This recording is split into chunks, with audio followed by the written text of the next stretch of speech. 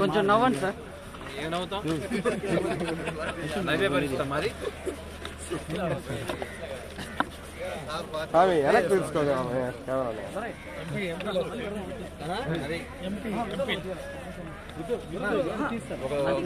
ఒక ఓటమే రేపు విజయానికి పునాది.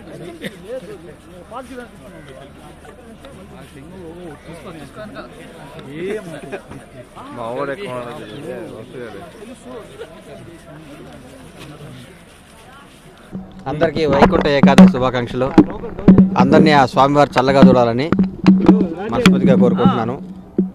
ఎవరు అజ్ఞాతంలో ఉన్నా, నేను అజ్ఞాతంలో లేను. మేము అనుకున్న మా పార్టీ ఓడిపోవటం జరిగింది కాబట్టి మానసికంగా కొంచెం 2-3 రోజులు బాధతో ఏం మాట్లాడదాంలే, మనం ఎన్నో ఊహించుకున్నాం.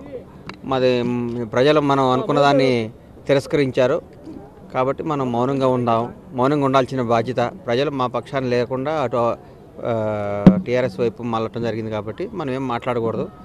ఇది రైట్ టైం కాదు, ఊరుకోవటం జరిగింది. అరే 100 అంటాం సార్, కోపం మామూలుగా మాట్లాడతాం. చాలామంది చాలా అంటారు, అవన్నీ అవుతాయా?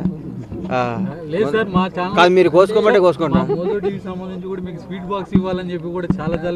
మీ మోదో టీవీ కృష్ణమోహన్ వద్దులేండి, ఎందుకు ఇవన్నీ దేవుడి దగ్గర చాలా అంటాం. ఎన్ని మామూలు ఎన్ని ఏముంది. మరి గెలవలేదు, ఏం చేయమంటారు ఇప్పుడు? ఊరికే మా వాళ్ళకి ఉత్సాహం, కాన్ఫిడెన్స్ కాదమ్మా, కాన్ఫిడెన్స్ ఇద్దామని అన్నాము. ఆ కాన్ఫిడెన్స్ ఓవర్ కాన్ఫిడెన్స్ అయింది, దానికి ఏం చెప్తాం? Thank you. Please subscribe. For more interesting updates, please subscribe. Please subscribe Wi-Fi TV. ఈ వీడియో కనుక మీకు నచ్చినట్లయితే లైక్ చేయండి, షేర్ చేయండి, సబ్స్క్రైబ్ చేయడం మాత్రం మర్చిపోకండి. Please subscribe to Wi-Fi TV.